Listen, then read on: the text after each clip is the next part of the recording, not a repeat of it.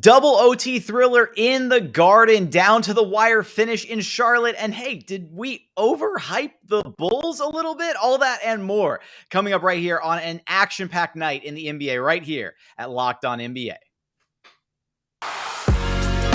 You are Locked On NBA, your daily NBA podcast. Part of the Locked On Podcast Network, your team every day. What's up, and welcome to another Thursday edition of Locked On NBA. I am Jackson Gatlin, host of Locked On Rockets. He is Matt Moore, senior NBA writer at the Action Network and co-host of Locked On Nuggets. Thanks for making Locked On NBA your first listen every day, free and available on all platforms. Today's episode is brought to you by McDonald's, proudly serving communities since 1965. McDonald's has always been more than just a place to get tasty, affordable food. It's an unofficial community center. A big thank you to our friends at McDonald's for always being there. Matt, say the line. I'm loving it. Love the jingle. Amazing. We've got so much to get to today. I mean, so many, really, honestly, a pretty solid night of action for it being the, Matt, I kind of think of this as like, right, we get the opening night of the NBA, but then we get like the real opening night, right? Yeah, if you're a hardcore NBA fan, if you're on Twitter, if you're listening to Locked On NBA podcast, tonight's your opening night. Like the casuals can go watch the superstar teams. You want the nitty gritty. You want those lineups of guys you've never heard of and being like, who's this guy? Oh no, he's not good at all. That's just the Rockets game. Like, this is the night. Okay, shots fired early. All of these guys, you want the slate, and you're flipping back, and you're like, oh, we gotta go over here, and then this one, and like, wait, like I flipped over and was like, oh, the Knicks game is over. The Knicks have won in regulation. I'll flip over to the Grizzlies game. And then all of a sudden I see Twitter, and I'm scrambling to get back over because that game got drunk in a hurry. What an amazing game to be able to have to talk about, a double OT thriller in the Garden. One that so first on the surface, right? The Knicks have to be happy that they managed to scrape out the win from this game, that they, held on. But how upset do you think Tom Thibodeau is that it became a double OT thriller? They should have had that game in the bag. And then due to some defensive miscommunication down the stretch, Marcus Smart gets the wide open three-pointer, able to tie things up and force the overtime. Just complete defensive breakdown at the tail end of that game. So one of the things that I'm going to be really keen on is to actually see what this Knicks defense looks like, because last year, if you adjust for what statistically is supposed to be a little bit more luck-oriented stuff, the Knicks were pretty rough last year in terms of what they should have been versus what they actually were. And like, here's a good example of this, though. I'll say this. The Knicks played way better, I think, than you realize. You look at that final score and you're like 130 to blah, blah, blah. The Knicks actually held Boston to 82.5 points in the half court tonight.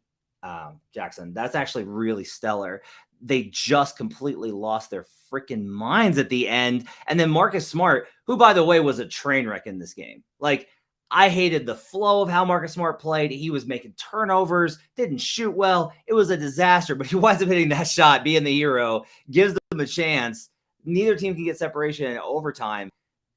This was just a drunk game. When we talk about the NBA, sometimes the games are just drunk. This was definitely one where Jason Tatum and Jaylen Brown combined for 60 shots, but Jaylen Brown makes 16 of them for 46 points, and Jason Tatum only hits 7 of 30 and only gets to the line for 5 times for 20 points. It felt like early on Jason Tatum did a good job of deferring to Jaylen Brown, but then as the game wore on, it was, Tatum kind of, trying to, take over, get his, and, really be the guy. And it was just evident he didn't have it tonight. He didn't have it in this game.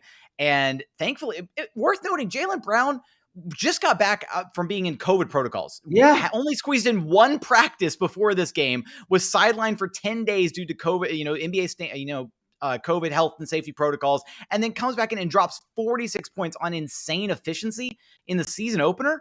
Like, what more of a debut can you ask for out of Jaylen Brown? He was he's got to be the player of the night. I think even with the Celtics losing, he's got to be the player of the night across all NBA games. The two guys that had COVID and had symptoms and said it was rough for them were Jaylen Brown and Gordon Hayward. And Hayward had 27 points and a bonkers win we'll get to in the second segment.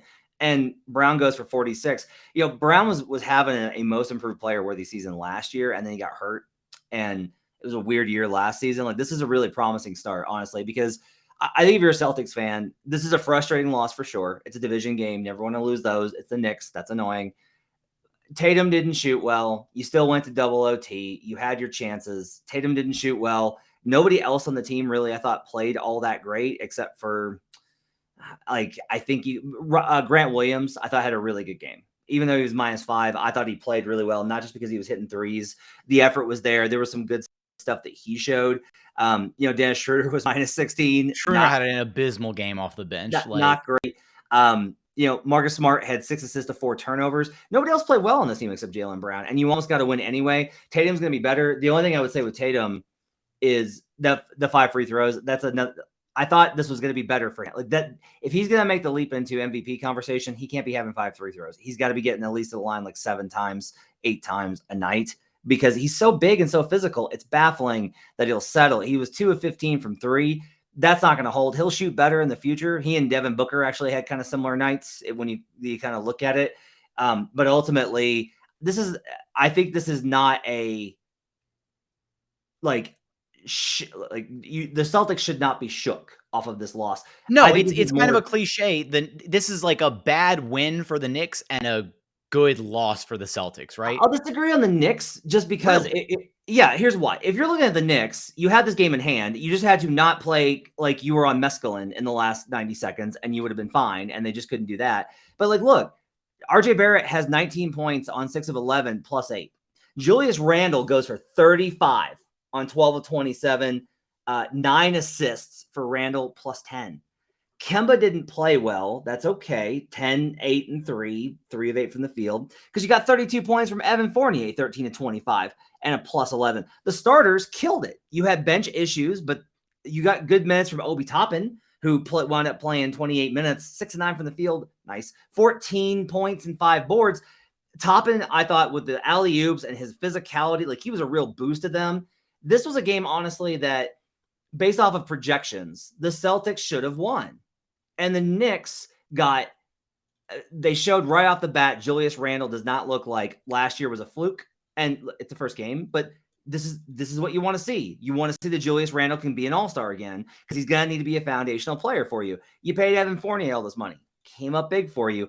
And even though it went to overtime, which you didn't need it to, the Knicks still came out with a win at home versus a division opponent. That's a quality win.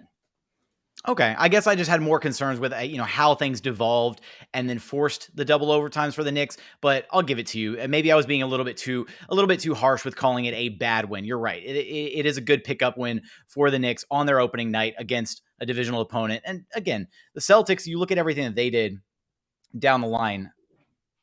The Jaylen Brown thing is just absurd, and you've got to be optimistic about how those guys are going to pan out moving forward, because again, Jason Tatum's going to bounce back from this. He's not going to have another stinker like a 2 of 15 night from behind the arc. Yeah. I mean, look, Tatum's a -3. They lost the Tatum minutes by 3 points. The reason I always care about plus minus, and it's a stat that's obviously debated a lot. The reason I always care about plus minus is because it literally is a measure of, did you win the minutes? And if you need to win your minutes with Jason Tatum on the floor versus the Knicks, you need to win those minutes. And despite him shooting 7 of 30 and 2 of 15 from behind the arc, now that's a lot of 3-point attempts, I might add, but you're only -3. You flip that and you get a win in this game. So that's where I come out on this. Is I think ultimately Tatum will play better. You got a really promising performance out of Brown. Robert Williams was good. This was a weird game, but it was a fun game. It was crazy. I think if you're the Celtics, you could say, look, we probably shouldn't have even gotten that to overtime. We got to be better, but you know what to fix. Your bench has to be better. Tatum's got to be better, and you should be okay.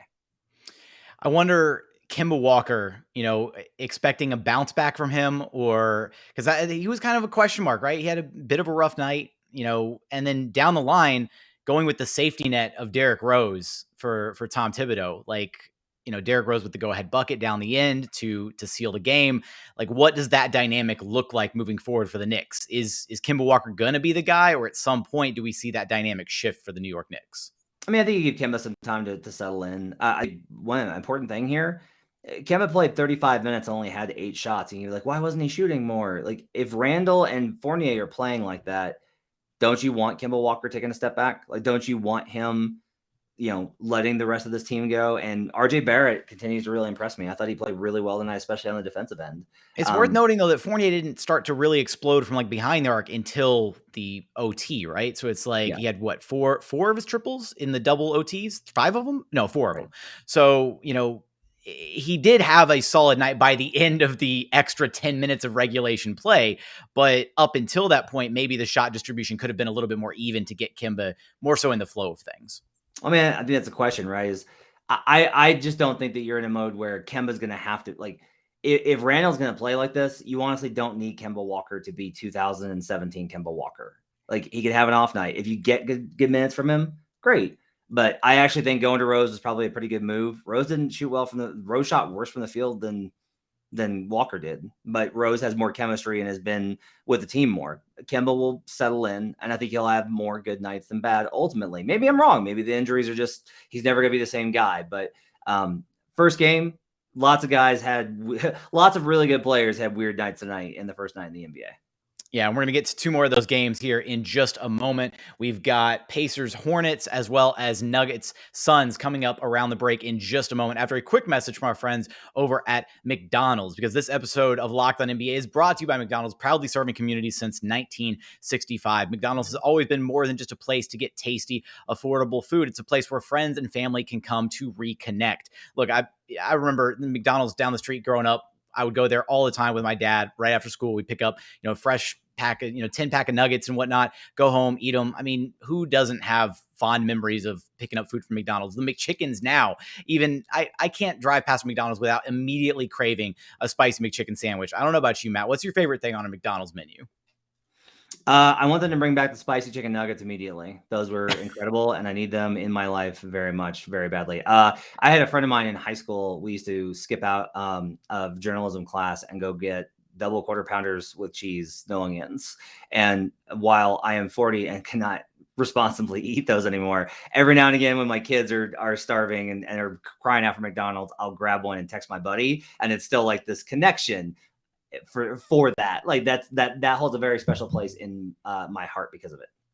All right. I mean, even now, like if I have a go-to meal at McDonald's, I go, get in and I order the Texas Homestyle burger. That's my go-to. Get the extra mustard, extra onions, extra pickles. Just cannot go wrong with it. It's so good.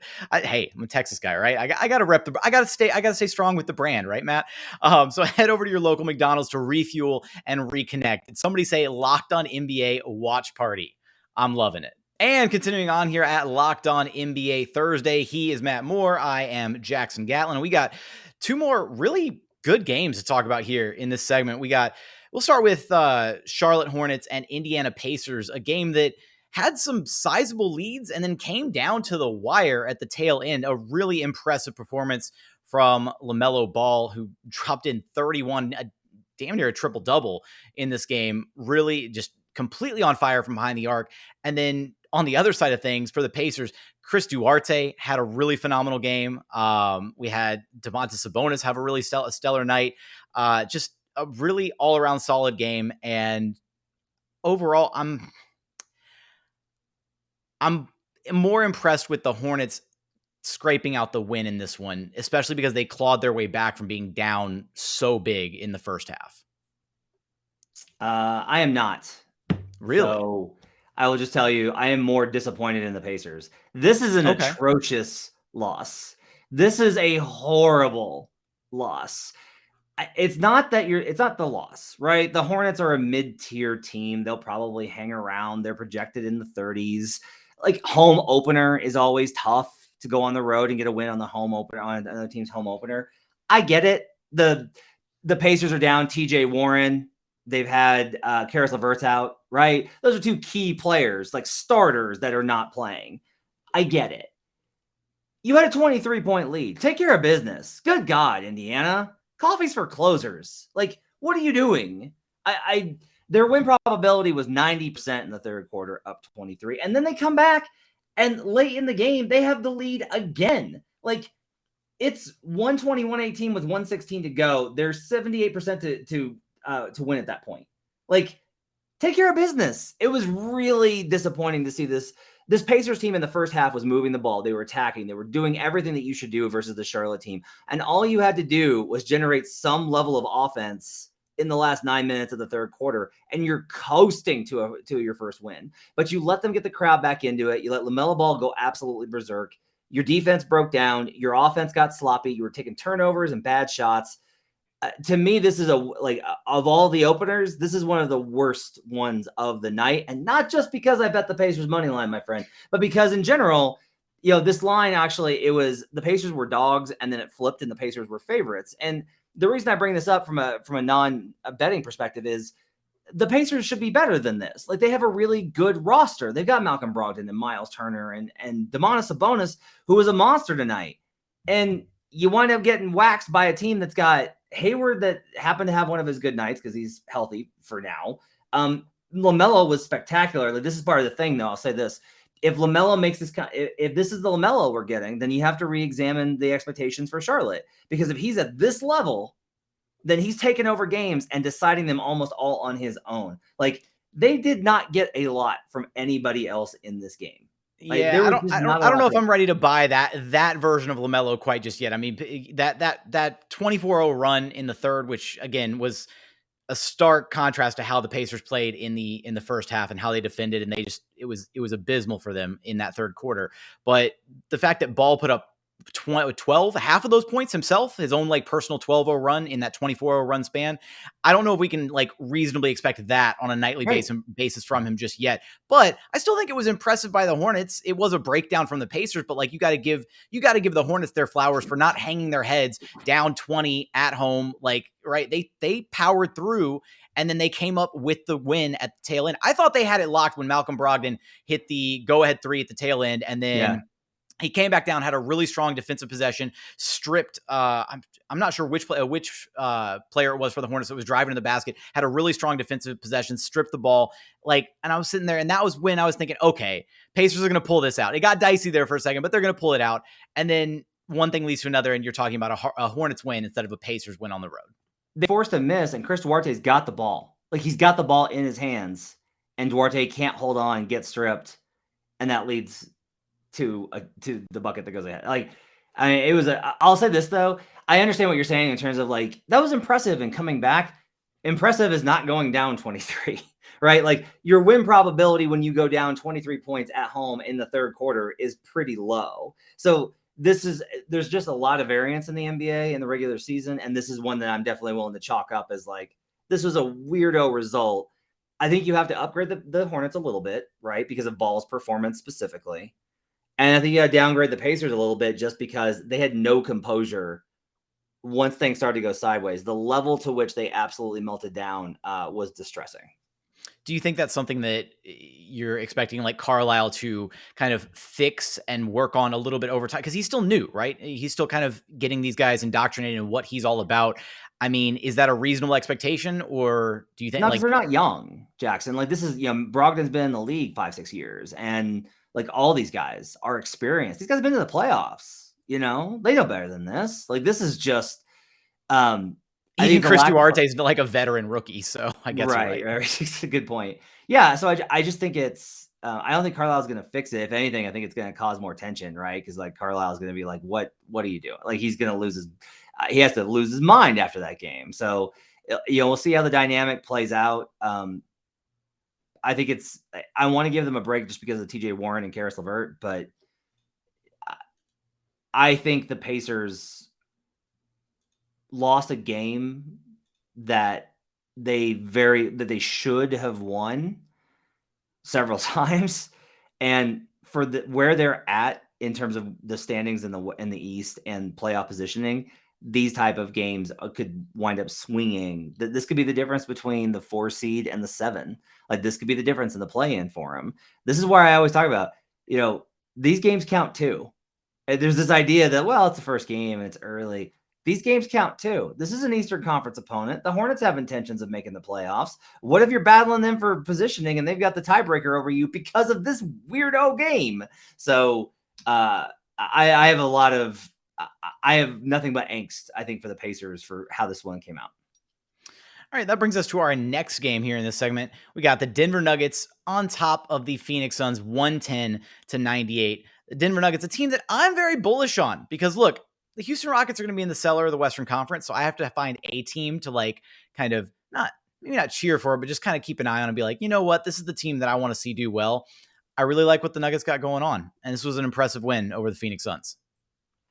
I did not think they were going to win this game. I thought the Nuggets were going to lose this game by double digits. I thought that without any guards to really attack Phoenix, it was going to be a repeat of what we saw in the Western Conference semifinals. The Nuggets starters were just brilliant in this. It was Jokic and MPJ who looked much more settled in terms of the offense. Aaron Gordon had a very quiet statistical night. His effort in the fourth quarter, there was a block that was obviously a goaltend. However, the effort on that block fired up the team, and he get what? I was gonna say just but that block though, like even though it didn't count, but well, crazy clear block. goaltend. Just the fact that he got there and swatted it, right? Yeah. And then, but he also had like tips to teammates for rebounds that won't go on his stat sheet that were huge. He played with effort, physicality, and intensity, and the Suns looked gassed at the end of that game. Booker did not have a good night. That's if you're the Suns, that's your message is like, okay, not great to lose the home opener to the Nuggets. That's not ideal. We'll see them again. And Devin Booker was 3 of 15 for 12 points. Like, okay, that we're gonna get better out of Devin Booker the next time. 2 of 7 from 3-point range for Booker. That one's he missed a big shot that would have put them back into single digits and really put some pressure on Denver late. Mikal Bridges, I thought was really good offensively, but defensively struggled more than I expected. He struggled with guarding MPJ. MPJ, 15 points, but 6 of 10 shooting, 2 of 3. Did a lot of the other stuff. Didn't have defensive mistakes. 5 assists for MPJ. Like moved the ball, made the extra pass. Like that was a large part of why Nikola Jokic only had 2 assists. It was because the Nuggets were getting secondary assists all over the place. But the unsung hero, Will Barton, who said on Saturday, I was at Nuggets practice, and he was asked, "Are you looking forward to this game versus the Suns after what happened last year?" And he said, "Yeah, how do you feel about going back to Phoenix?" And he said, "We're looking forward to it." And they asked him, "Have you talked about it?" Katie Wingy of Altitude asked him, "Have you guys talked about this?" He's like, "Yeah, we've discussed it internally." This is pretty rare. Barton would usually when Barton was asked about the Blazers being a rivalry, he was like, "Nah, man, come on. It's just another team. You face these guys all the time. It's just another team." Made it pretty clear that they wanted to get this one. Like the Nuggets were not happy with how the Suns acted, nor were they happy with how they played in that Western Conference semifinals when they were swept out of their own building. So good start for Denver. Jokic, for all the talk about how Aiden played, Jokic looked amazing. Just controlled the game like he does. It hit some great shots. The Nuggets bench was really bad until the second half when Michael Malone put Will Barton with the second unit, and that helped keep them afloat. Was kind of surprised at how Phoenix struggled a little bit. Like their starters, I mean, Chris Paul got outscored by 23 points when he was on the floor tonight. That's a little surprising. So starters lost, and if you're losing the starters minutes, you're losing the majority. Thought this was a really quality win for Denver. If there's a silver lining for the Phoenix Suns, right? You look at exactly the night that Chris Paul had Devin Booker, and you have a reasonable expectation that Booker's going to bounce back, right? An off night for Devin Booker. Jay Crowder, 0-5, didn't contribute at all offensively, right? Except for a couple free throws. But then you look at their bench production, right? You go down to Landry Shamet, Cameron Payne, Cam Johnson, and you got those guys. And then you look at the minutes for Cam Payne and Landry Shamet, where they were plus 11, plus 12 across both of those guys. Maybe there's a bit of a silver lining there. I thought Shamet was a really good pickup for the Suns, and I like him moving forward for them. I think he'll be able to give them some really nice production out of those bench minutes. But then you look at, again, the starters, the production level just wasn't there against a Denver Nuggets team that clearly the starters did all produce at a really elite level. I love Aaron Gordon for this Nuggets team.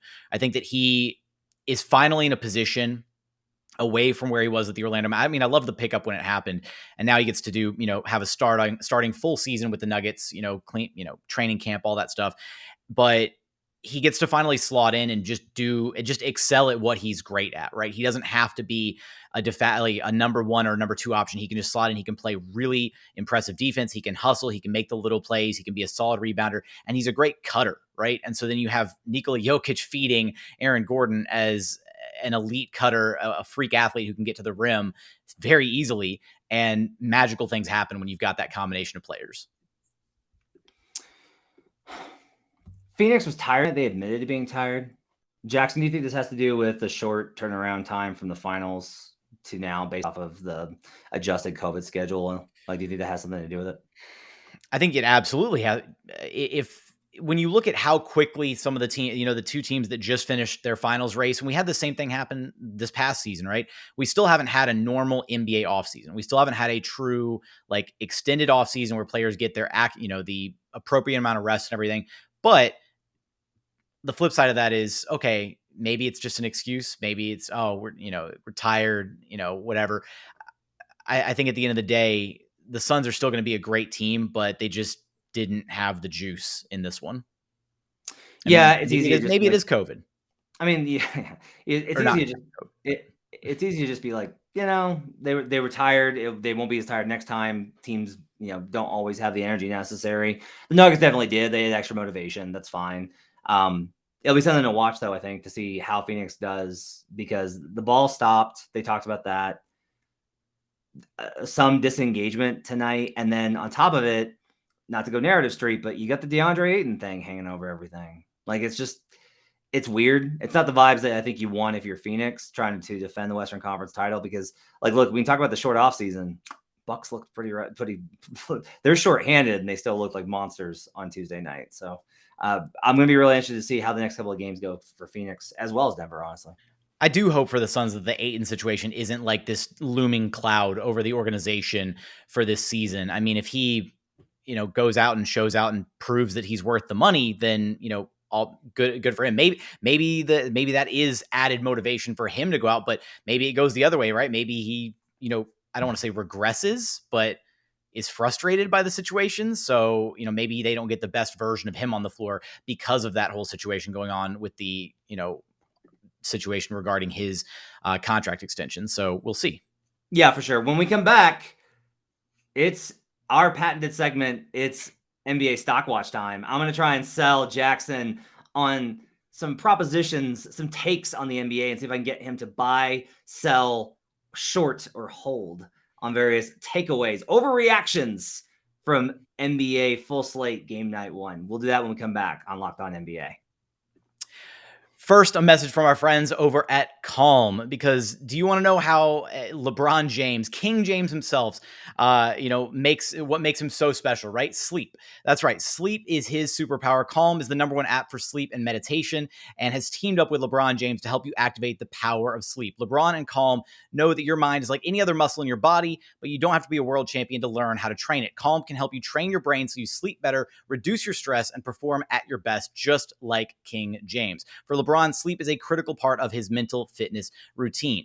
So if you head to calm.com/LockedOnNBA for a limited time, you'll get 40% off a Calm premium subscription. With Calm, you have access to nature scenes that LeBron loves, like rain or leaves, and so much more, like sleep stories and meditation, so you can be ready for any challenges that life throws your way. Again, for a limited time, our listeners can join LeBron in using Calm and get a 40% discount on a Calm premium subscription at calm.com/LockedOnNBA. Unlock content to help you focus, ease stress, and sleep better. Get started at calm.com/LockedOnNBA. That's calm.com/LockedOnNBA.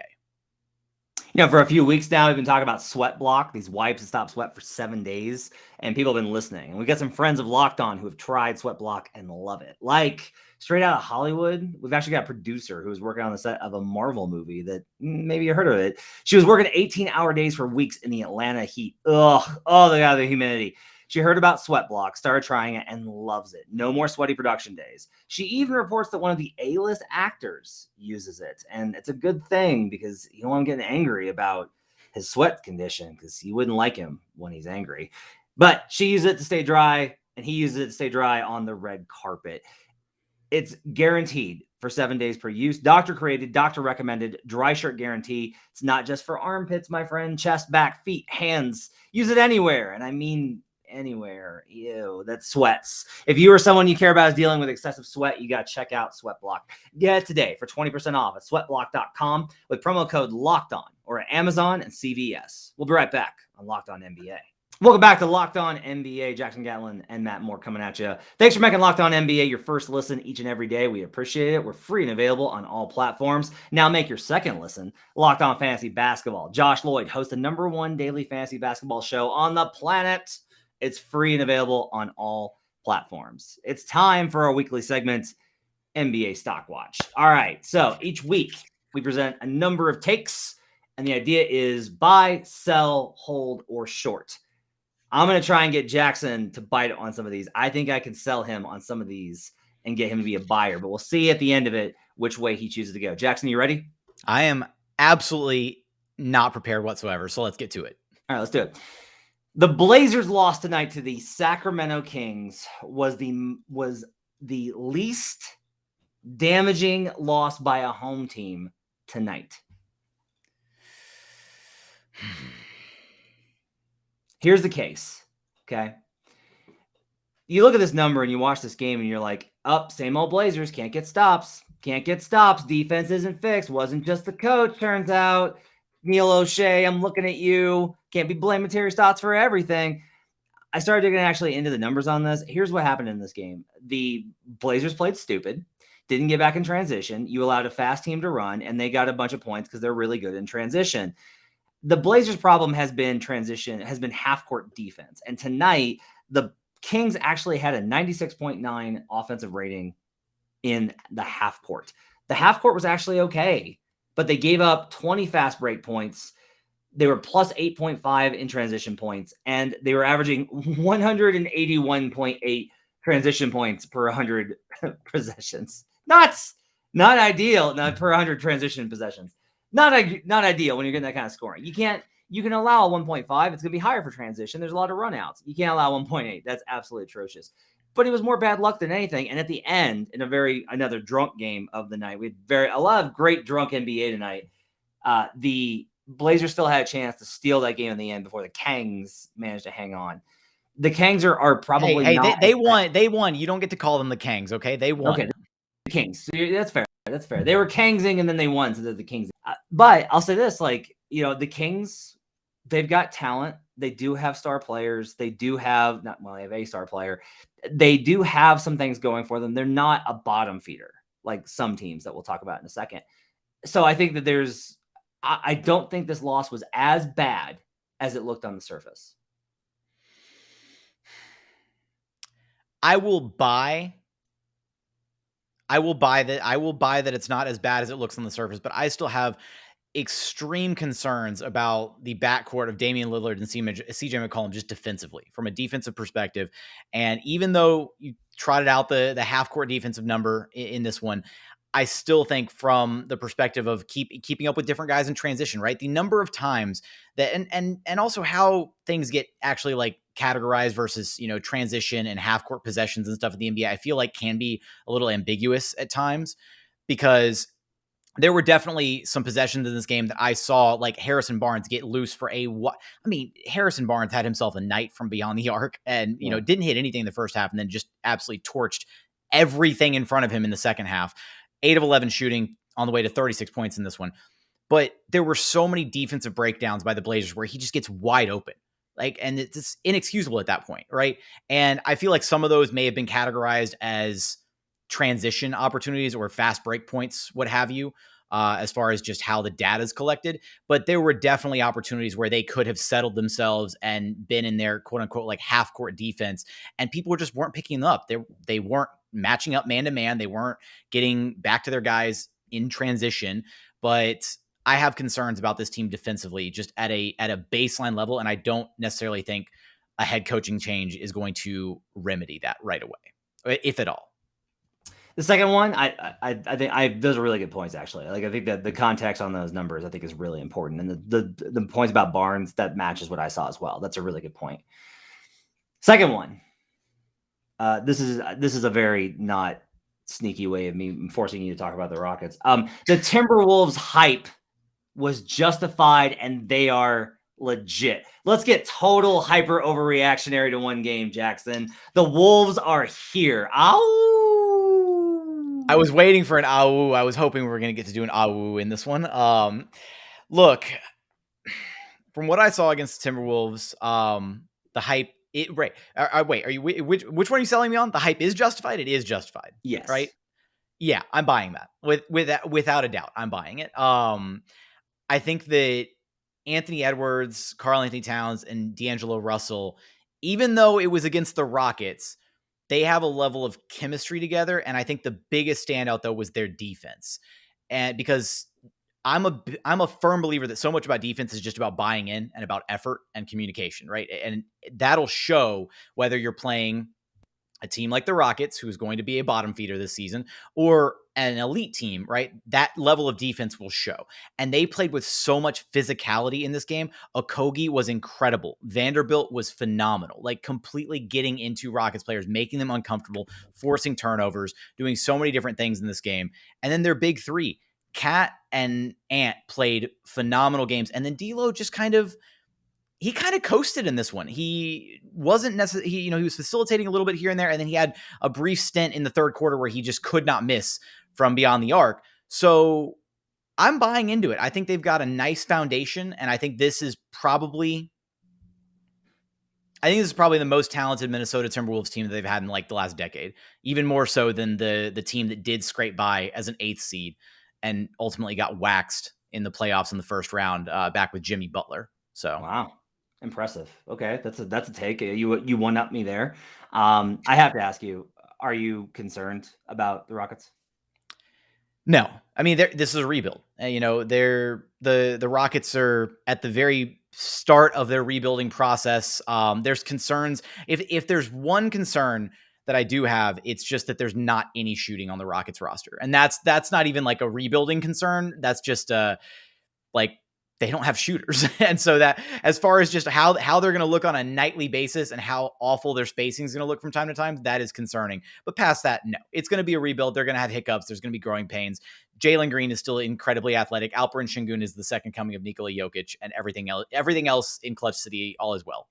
Man, I've never seen so much hype for a rookie that played 18 minutes, was 3 of 4 for 11 points and -8. It's just, you guys are out of control. So last one for you.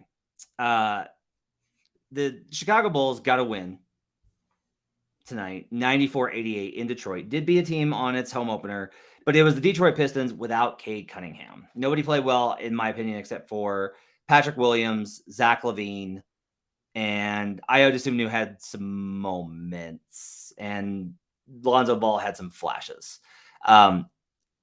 It was close. The Bulls had to pull away late. So my take I'm trying to sell you on, Chicago had better be a lot better if they're going to go where they want to go. This was not, even though they got the win, not a good enough start for the Bulls. This is a bad win. I'm going to sell that one. Okay. Because ultimately, I think this is a group of guys, and you're throwing a lot of different brand new guys all together. And even though Zach LaVine had to resort to, superhero level play for them to scrape out the W in this one, I think that they tried some things. I think that when Billy Donovan opted to go early in the game, he went with DeRozan and like the bench unit, I thought was an interesting dynamic to have DeRozan out there kind of like leading the group of reserves. I think he's kind of working out how this group is going to play together, right?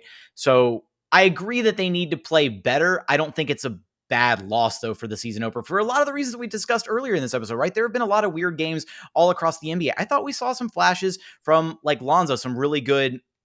I thought we saw some really solid defensive possessions out of him early. I think we saw some really solid play shutting down Jeremy Grant early. He looked uncomfortable for the beginning stage of this game, and maybe you're looking at it like, okay, the Pistons are going to be a bottom dweller in this year's NBA, so they should have waxed the Pistons if they have aspirations of being a playoff team. No, they just came out of the gate. They're still really learning how to play with each other, and the fact that I think you walk away with a silver lining, the fact that Zach LaVine can still go superhero mode if he needs to. DeMar DeRozan's capable of doing that same thing, right? They've got a number of different guys who are capable of having big nights, and they just kind of had a really ugly outing in this one, right? They weren't hitting shots. They didn't generate quality looks, I think, for like the entire first half. Things got a little better in the second half. They started to gel a little bit more, but I'm not as nearly as concerned about this loss as I think you are for the Bulls. I'm not ready to sell the Bulls stock yet. I'm still bought in. It's not a loss even. It's a win. So they're fine. Sorry. Nikola Vucevic, 7 of 21 from Trying the to sell field. me on the idea of it being a bad loss. I apologize, or a bad win. I Win. apologize. There you go. 7 of 21 from the field for Vooch. He just like missed bunnies that he'll usually make. It was a lot of shots for him, but that's because they were open, and usually those are going to go down and they're going to be fine. Their assist total was low because of that. They were generating great looks for Vooch. It was them missing bunnies. Their defense was much better than I expected, including like Levine had a pretty spectacular block, and he was actually really engaged. I will say this, as the game went on, the Bulls defense got more engaged. First half, I thought they were very lethargic. They were backing up and letting the Pistons get into their, like, I was impressed with the Pistons in this one. I'll tell you that. Like, I thought Sadiq Bey was really good in this one. Only 13 points on 6 of 15 shooting. That doesn't sound good. It looked a lot better to me when I saw it. And then Isaiah Stewart, 6 of 9, 12 points. Saw some stuff out of him as well. I think that bench unit's going to be good with Kelly Olynyk and Corey Joseph. I thought that coming in.